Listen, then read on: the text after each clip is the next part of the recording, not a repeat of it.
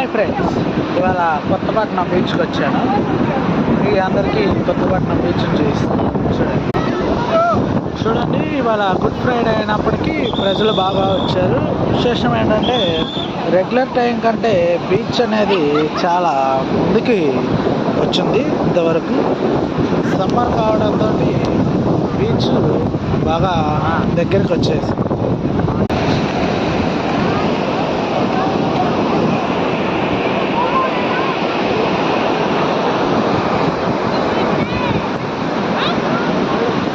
సమ్మర్లో బీచ్లు ముందుకు వస్తాయి, నదులు, సరస్సులు, చెరువులు ఎండిపోతుంటాయి. ఫ్రెండ్స్, మీ అందరికీ తెలిసిన విషయం. Hi friends,